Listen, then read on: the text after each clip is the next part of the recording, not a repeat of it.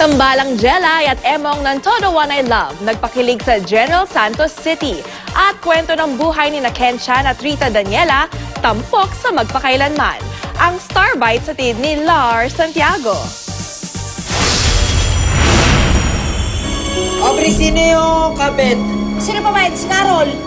Tinututukan tuwing afternoon prime ang tambalang Borby o Boyet at Aubrey ng may special tatay na ginagampanan ni Ken Chan at Rita Daniela. Pero ngayong Sabado, bibida naman si Ken at Rita sa episode ng Magpakailanman.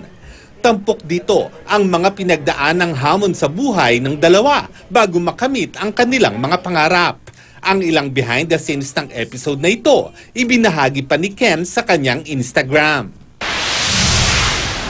May collaboration ang K-pop idol na si Baekhyun ng EXO at Pinoy fashion editor stylist na si Daniel Generican. Para yan sa isang clothing line na nagkaroon ng presentation o fashion show sa Los Angeles, Amerika. Founder nito si Daniel, habang co-creative director naman si Baekhyun.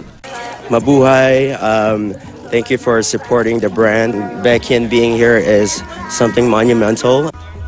Present din sa event sina Alex Landy ng Grey's Anatomy, Jake Choi ng Single Parents, model na si Alexis Ren at Justin Park.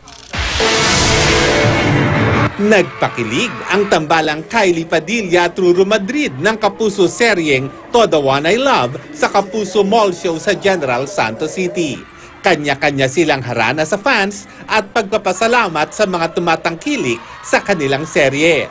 Hindi rin nagpahuli sa pagkapasaya ang iba pang Kapuso artists gaya ni Andrea Torres, Rocco Nacino, Andre Paras at Donita Knows. Game na game silang nakipag-bonding at nakipag-selfie pa sa kanilang mga tagahanga. Lars Santiago, GMA News.